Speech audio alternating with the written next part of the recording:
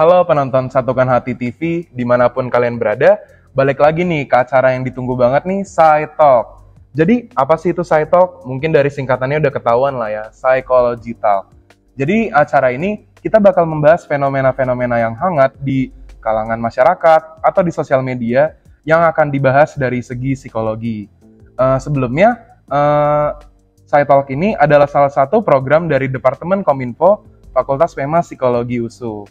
Perkenalkan sebelumnya, nama saya Reinhard Nathanael dari Fakultas Psikologi USU Angkatan 21, dan di sini kita akan didampingi oleh narasumber kita yang keren banget nih, Ibu Yosi sebagai salah satu dosen dari Fakultas Psikologi USU dan juga praktisi psikologi klinis. Halo Ibu. Halo, Reinhard. Selamat sore. Sore Ibu. Jadi hari ini kita bakal bahas topik yang unik nih Bu, kasusnya nih Bu. Jadi kan di psikologi kita udah belajar nih Bu tentang inner child. Tapi karena term ini dipakai terus-terusan sama orang, sekarang maknanya udah berubah Bu di orang, karena dipakai cuman buat tren-trenan doang, biar dapat views doang mungkin. Jadi sekarang ini inner child itu biasa orang mengartikan jadi hal apa yang dia nggak dapatkan saat kecil Bu. Makanya kayak dia beli mainan kecil atau mainan balon-balonan gitu Bu yang ditiup-tiup, dia bilangnya inner childku tersembuhkan gitu biasanya.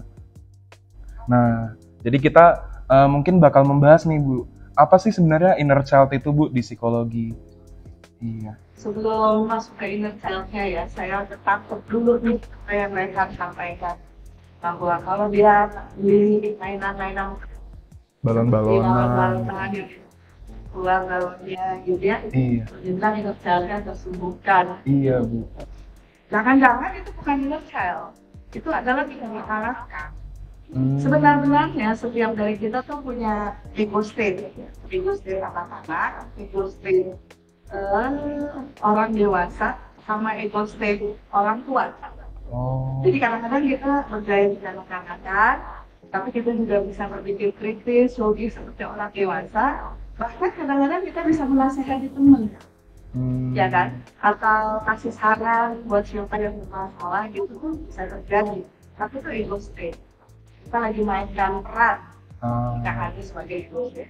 Nah contoh yang main balon gitu terus itu jangan-jangan aja.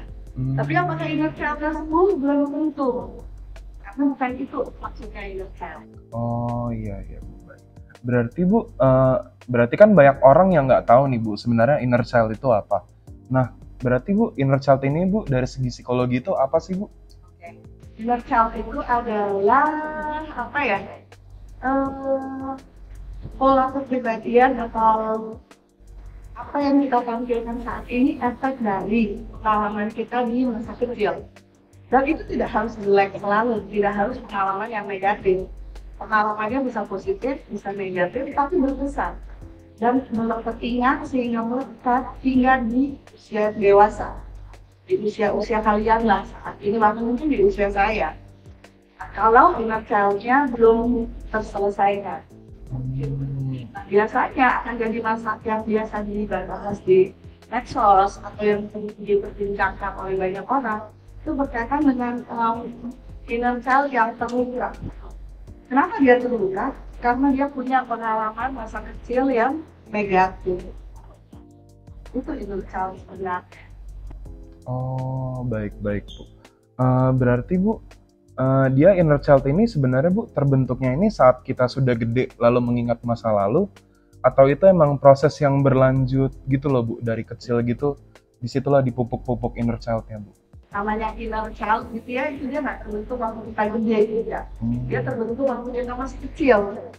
Jadi dia pengalamannya tuh sangat kuat, penghayatannya sangat dalam, berkesan gitu ya, sehingga terbawa ke usia kita yang dewasa, yang sudah besar. Biasanya pengalaman-pengalaman yang memberi makna besar itu terjadi di usia sekitar 5-7 tahun. Dan terbawa sampai kita bisa saat ini gitu. Oh, oke Bu. Berarti Bu, inner child seseorang itu kan bisa terluka yang tadi Ibu bilang ya. Itu faktor-faktor inner child seseorang itu terluka dari apa aja?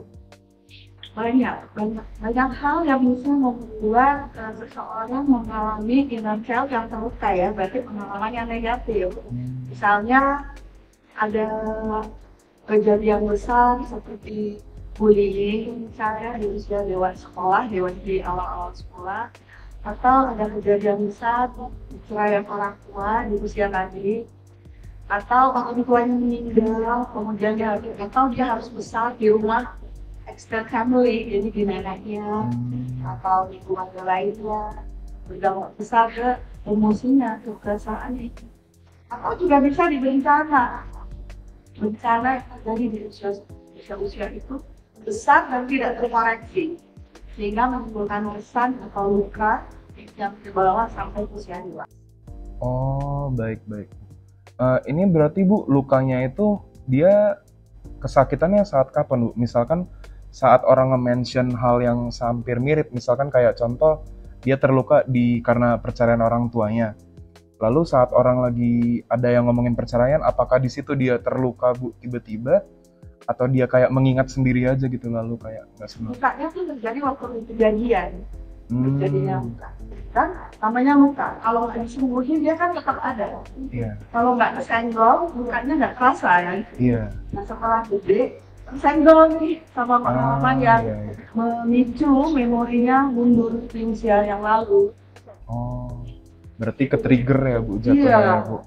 Biasanya begitu. Apa unfinished business? Jadi unfinished business karena setiap dia pendekatannya psikoanalisa ya. Setiap pengalaman yang tidak menyenangkan itu akan kita tekan ya. Iya. Kita represi, kita tekan ke tingkat bawah sadar kita. Apakah dia hilang? Belum tentu. Dia bisa aja tetap di situ dan sadar nggak sadar, langsung atau nggak langsung, hal-hal yang di bawah sadar ini memicu apa-apa yang ada di pikiran sadar kita. Baik-baik Bu. Kalau inner child kayak gini Bu, dia bisa mengubah pendirian orang nggak Bu tanpa disenggol dong? Misalkan Bu kayak dia udah terlalu banyak yang dia pupuk gitu loh Bu. Jadi misalkan jadinya dia kayak berubah gitu loh Bu sikapnya gara-gara kayak ditahan-tahan mulu, jadi entah jadi tukang marah-marah jadinya. Bisa jadi oversensitif, bisa jadi tidak percaya diri, dampak-dampaknya ya sulit untuk melakukan suatu aktivitas dengan bebas, cemas yang berlebihan untuk hal-hal yang baru. Bisa aja karena selalu berusaha keras mungkin untuk menjadi yang terbaik. Oke. Untuk mendapat approval gitu ya. Iya, ngerti. Kalau di kita nih Bu sebagai orang psikologi Bu, kita bisa nggak sih Bu kayak melihat gitu loh Bu, kayak orang-orang itu ciri-cirinya apa sih Bu yang inner child-nya terluka gitu Bu, bisa nggak? Kayak tadi oversensitif. Kok apa tuh di baperan gitu ya? Apa kok gampang banget? Kayaknya biasa aja deh. Hal yang kita percakapan sama ke temen yang A, ya nggak apa-apa. Tapi ke temen B yang terluka, itu jadi problem gitu. Sehingga kita aja bingung, kok bisa ya? Tadi kayaknya nggak apa-apa ngomong sama si A, sama si B jadi masalah. Ada must be something sama si B ini gitu. Iya. Kalau inner child udah terluka gitu Bu, itu kira-kira bisa disembuhkan lagi nggak ya? Disembuhkannya itu Bu kayak mana Bu caranya? Ini kan gini ya, ulang ya. Inner child kan terjadinya di usia awal ya, 5-7 tahun. Di usia 5-7 tahun. Berarti, ini kan pendekatan psikoanalisa. Bisa sembuh nggak? Bisa. Siapa yang bantu nyembuhin? Biasanya sih psikolog. Dengan teknik tertentu yang psikoanalisa gitu. Atau dengan hipnoterapi. Hipnoterapi untuk intervensi, untuk membantu orang yang punya masalah. Kenapa? Karena kita harus bawa dia mundur kan? Mundur. Iya. Yang lalu. Kehidupan dia yang sendiri. Biar kebuka ya Bu, memori. Biar terbuka, karena biar bagaimanapun ya. Nomor satu, dia harus paham dulu. Ini caranya. Nomor satu, dia harus paham dulu apa sih yang terjadi sama diri. Kalau kejadiannya udah lalu, bisa aja yang bersangkutan nggak ingat. Iya. Apalagi psikolognya, kan nggak tahu. Iya. Orang tuanya belum tentu juga tahu. Misalnya dia dulu di apa sih istilahnya, di harass secara seksuali oleh anggota keluarga. Nah, dia juga kalau keluarga orang tuanya belum tentu tahu. belum tentu tahu. Jadi teknik hipnoterapi kita bisa paham apa yang terjadi. Terus kita bisa edukasi dia bahwa ini yang terjadi gitu. Kalau dia bisa cerita dan masih ingat, jangan sampai tidak bisa bantu dia ingat. Kemudian yang kedua setelah itu, please kita harus bantu dia untuk menerima apa yang terjadi. Semua orang punya pengalaman masa lalu kan, baik atau buruk, cuma bentuknya aja beda-beda. Kita bisa bantu dia pertama memahami, kedua dengan menerima. Menerima bahwa that is part of my life gitu. My life journey saya dalam kehidupan ini ada pengalaman. Iya. Berarti kalau dari individu itu sendiri Bu, kalau ingin menyembuhkan inner child dia itu, dia harus berdamai dulu ya Bu dengan kondisi dia. Harus tenang, harus paham, harus terima. Nah, untuk ini kelihatannya tidak mudah ya untuk terima sesuatu yang terjadi. Iya. Bisa kita bantu dia dengan meditasi, fokus, ya. Atau kita bantu dia journaling, tumpahin semua yang dia pikir, yang dia rasa ya. Kalau saya suka bilangnya tuh kuras emosi negatifnya. Jangan biarin ada dalam diri. Yuk kita kuras, keluarin semua. Terus kita bantu dia meditasi, bantu dia self talk yang positif, yang menguatkan bahwa hidup tuh bukan masa lalu aja. Kita jangan bukan. That the past life belong to the past, gitu ya. Terus nothing to worry about tomorrow because it has not yet come. Yang berlalu kan nggak bisa kita apain, nggak bisa kita delete, nggak bisa kita undo, ya kan? Jadi mau nggak mau, ya udah live today and make it beautiful. Kita bantu dia untuk melihat apa sih yang indah di hari ini.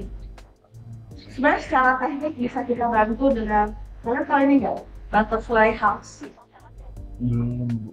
Butterfly house tuh ya memeluk diri sendiri, kemudian kita dengan irama yang sama heartbeat ya, yang sama dengan jantung, supaya dia juga bisa tenang. Tiga ya. Pertama memahami, kedua menerima, tiga kita bantu dia untuk butterfly hearts, kemudian yang keempat ajak dia untuk pikir kejadian apa sih atau hal apa sih yang menyenangkan, yang bisa bikin dia bahagia. Karena orang kalau terluka atau yang punya masalah juga gitu, selalu fokusnya ke yang negatif terus. Padahal kan nggak seluruh perjalanan hidup kita isinya yang jelek. Pasti ada yang menyenangkan juga, yang positif juga. So, mari kita bantu dia untuk juga fokus dengan apa yang ada di opposite-nya supaya balance. Kalau dia ingat-ingat yang sedihnya, yang janjinya, yang bikin marah, hidup nggak balance gitu. Pasti ada opposite-nya. Jadi, karena kita harus bantu dia pahami, kemudian kita ajak dia untuk menerima, karena butterfly heart buat diri sendiri ya. Lalu yuk kita pikir apa sih hal-hal yang menyenangkan atau yang bahagia dalam perjalanan hidup ini. So bisa fokus di sini juga. Journaling, counting your blessing itu hal-hal yang perlu sering kita lakukan supaya nggak merasa hidup ini kayaknya kok yang alam banget sih gitu ya. Gitu sih kalau cara menyembuhkan bisa. Oke. Tapi seperti biasa soalnya, kalau mau sembuh, yang bersangkutan harus mau dulu. Kalau dia nggak mau, kita paksa-paksa, kita dorong-dorong juga nggak bisa. Kedua, selain harus mau, harus willing juga. Willing itu harus siap. Karena kan kita bukanya. Untuk bisa memahami apa yang terjadi, kan cerita ulang kan, pengalaman itu. Sakit sih Bu. Sakit. Sama kayak luka fisik. Kalau kita luka fisik, mau sembuh kan ada kulit-kulit coklatnya ya nggak sih? Ada bekasnya. Nah kalau kita mau luka ini sembuh, apa yang harus kita lakukan? Kita buka darah. Mungkin enggak. Darah enggak? Tapi kita harus mengecat sampai keluar darah hitamnya, keluar sampai darah merah. Setelah itu kita apain? ambil alkohol, bersihin kan, sakit nggak? Sakit. Tapi abis itu dia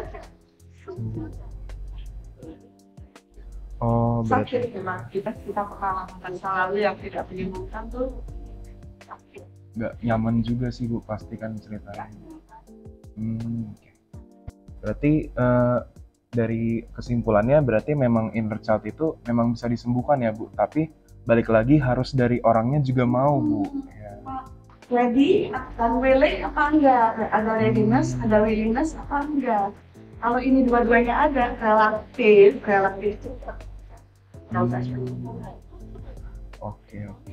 Jadi kan Bu, kalau yang inner child terluka tadi kayak perceraian ya Bu, yang saya dengar tadi saya tangkap. Berarti Bu, kalau yang orang tua yang nggak percerai, bisa juga nggak Bu terluka inner child-nya atau kena gitu Bu di situ? bisa. Oh. Bisa. Pola asuh yang overprotective misalnya. Oh iya. Anak harus ini, harus itu, jangan begini, jangan begitu. Akhirnya anak diperlakukan seperti robot. Oh iya. Berarti waktu dia besar, punya masalah, susah kan dia untuk berpikir sendiri. Iya. Bahkan kalau dia punya pemikiran sendiri untuk sebagai alternatif solusi, dia jadi ragu, ini benar apa enggak sih? Oh oke. Jadi ragu-ragu. Akhirnya apa? Dia depend ke orang lain, tergantung ke orang lain, dan bahaya. Oh. Tergantung kalau tergantungnya ke teman yang baik. Kalau tergantung pada teman atau orang lain yang jahat atau nakal kan kesian. Itu satu orang tua yang pola asuhnya cenderung overprotective. Walaupun dari sisi orang tua, kadang-kadang saya bisa mengerti di kehidupan yang seperti sekarang ini, kayaknya bahayanya banyak gitu ya. Jadi cenderung melarang ini jangan itu jangan. Itu sih nggak apa-apa. Cuma sebaiknya larangan-larangan itu disertai alasan. Kenapa saya melarang ini? Alasannya apa? Kedua, kalau kita sebagai orang tua ya, melarang, sudah kasih alasan, boleh dong nanya ke anaknya, kalau menurut kamu sendiri gimana kalau Iya. kita latih anaknya juga untuk berpikir alternatif, berpikir kritis. Orang tua pernah jadi anak-anak, tapi anak-anak kan nggak pernah jadi orang tua. Iya. Jadi orang tuanya juga perlu memahami si anak sampai mana sih dia mampu berpikir. Jadi orang tua yang overprotective cenderung membuat dia terluka. Iya. Kalau kayak apa tuh Bu yang terlalu semuanya dibolehkan gitu Bu? Itu pola asuh yang permisif gitu ya. Gak ada aturan lain, silahkan mau apa saja. Iya. Kalau dia terus besar di lingkungan rumahnya sih nggak apa-apa. Begitu dia keluar, lagi di kalian misalnya ada yang nakal, semua nggak ada aturan, begitu masuk ke lingkungan baru, susah bagi dia menyesuaikan diri. Susah dia beradaptasi dengan hal-hal baru yang aturannya beda-beda. Kalian lah di fakultas kita, dari SMA langsung sini kan pasti banyak ya bedanya ya. Dan kalau misalnya orang tuanya nggak punya boundaries yang jelas, apa yang harus dilakukan, apa yang nggak boleh dilakukan, itu masuk di lingkungan baru. Kan sulit juga bagi siapa untuk apa ya, untuk bisa beradaptasi dengan kita, untuk bisa menerima hal-hal baru. Oke. Memang sih terjadinya di usia 5-7 tahun. Iya. Tapi bukan berarti di situ tidak bisa demokratis gitu ya. Iya. Jadi jangan juga overprotective atau permisif di usia awal. Berarti orang tua juga berperan ya Bu dalam kondisi inner child seseorang ini bisa terluka apa enggak ya? Baik. Memang itu challenge-nya ya. Jadi orang tua zaman sekarang. One day kalian nih akan menjadi orang tua. So sebelum jadi orang tua berobat jalan ya. Siapa tahu ada inner child yang masih menjadi unfinished business gitu. Supaya ketika masuk ke usia pernikahan sudah relatif sehat. Supaya biar nggak dilanjutkan lagi ya Bu trauma generasi. Karena kan nggak ada sekolah menjadi orang tua. Nggak ada kan. Jadi kita men-treat anak juga berdasarkan apa yang kita dapat dari orang tua kita. Iya. Oke. Berarti emang kita juga harus mikir juga mungkin ya, jadi jadi bahan pikiran kita lah juga anak kita ini nanti mau kita apain juga biar nanti semoga anak kita inner child-nya nggak terluka juga ya. Betul. Betul. Betul. Siapa sih yang mau terima nggak ada yang mau. Iya. Tapi unconditionally itu bisa terjadi, secara tidak sengaja itu bisa terjadi. Oke, oke. Berarti Bu, inner child ini emang keseringan negatif Bu? Atau mungkin ada inner child yang baik juga Bu? Ya, inner child itu nggak selalu negatif.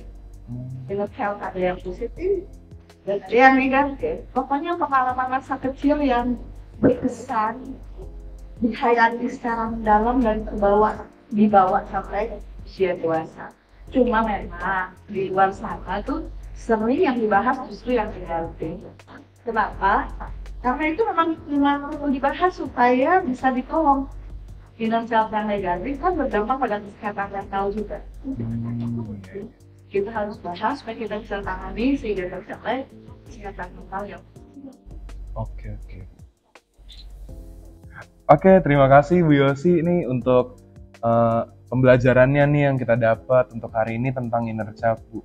Mungkin Bu di penghujung acara ini Ibu mungkin mau nyampaikan pesan Bu atau kesimpulan ke para penonton nih di rumah mungkin. Oke. Yuk kita sama-sama peduli dan berempati dengan teman-teman di sekitar kita. Jadi kalau kalian lihat ada teman yang cenderung mengkritik diri sendiri berlebihan atau cepat banget cemasnya satu situasi yang sebetulnya masih bisa dipikirin dan nggak perlu cemas, atau ada teman-teman yang nggak bisa menyelesaikan satu aktivitas atau satu tugas dengan tuntas, bisa karena mengkritik diri sendiri, bisa karena nggak yakin dengan yang dilakukan.